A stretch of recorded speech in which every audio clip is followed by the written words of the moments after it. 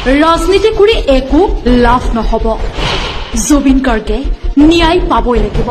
ৰাজনীতি কৰি লাভ নাই আচলতে। যদি কৰিব মানুহে যদি ভাবিছে যে ৰাজনীতি কৰিছে আৰু যদি কোনোবাই কৰিছেও কৈ একো লাভ নাই।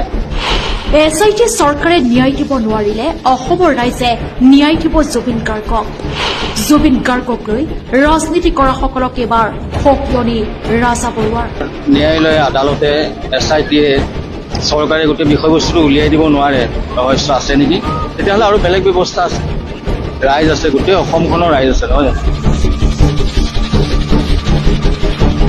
আদালত SIT চৰকাৰে যদি জুবিনৰ মৃত্যুৰ একো ৰহস্য উলিয়াই দিব নোৱাৰে, তেনেহলে অসমৰ ৰাইজ আছে, ভগৱান আছে, সকলো ওলাই পৰিব।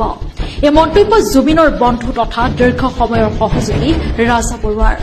অন্তৰংগ বন্ধু জুবিন হেৰাই যোৱাৰ কথা এতিয়াও সহজভাৱে ল'ব পৰা নাই ৰাজাই। হয়, আপুনি কি কৰিব? একদম তেজকমৰ মানুহ এটা গৈছে আৰু ঘূৰি আহিছে কফিনত সোমাই এটা বহি। গতিকে কোনেও মানি ল'ব পৰা নাই। আমাৰ এনেকুৱা লাগে ক'ৰবাত যেন মাতি দিব ওলাই পেলাই, ক'ৰবাত যেন ক'ব হে মই ধেমালিহে গৈছিলোঁ, আহা কাইলৈ পৰা প্ৰগ্ৰেম কৰিব, এনেকুৱা লাগে। যদিও ফটোখনৰ তলত চাকি জ্বলাইছোঁ, ফুল দিছোঁ, কিন্তু চকুকেইটালৈ চাব নোৱাৰোঁ।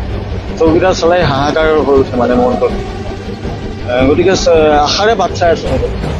শেহতীয়াকৈ প্ৰাণৰ শিল্পীগৰাকীক লৈ চলি থকা ৰাজনীতি তেওঁ ভাল পোৱা নাই, যাৰ বাবে জুবিন গাৰ্গক লৈ ৰাজনীতি কৰাসকলক সকিয়নি দিলে ৰাজা বৰুৱাই।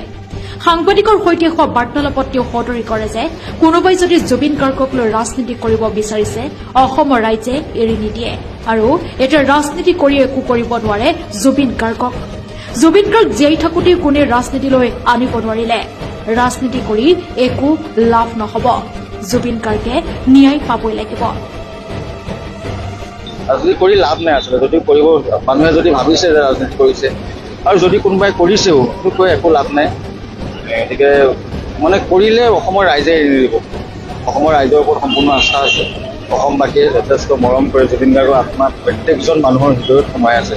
শিৰাই শিৰাই জুবিন গাৰ্গৰ কৰ্মৰাজি সোমাই আছে। গতিকে ৰাজনীতি কৰি একো লাভ নাই। ইফালে জুবিন গাৰ্গ জীয়াই থকাৰ অৱস্থাত জুবিন গাৰ্গৰ ওপৰত হোৱা সমালোচনাসমূহৰ সন্দৰ্ভতো বহু কথা সদৰি কৰিলে জুবিন গাৰ্গৰ সহযোগী ৰাজা বৰুৱাই। জুবিন গাৰ্গৰ সন্দৰ্ভত এতিয়া গৱেষণা কৰাৰ প্ৰয়োজন আছে। ৰাজ্যৰ বিভিন্ন প্ৰান্তত জুবিন গাৰ্গৰ গৱেষণা স্থাপন কৰিবলৈ চৰকাৰক দাবী জনালে জুবিনৰ দীৰ্ঘ সময়ৰ বাদ্যযন্ত্ৰীগৰাকীয়ে।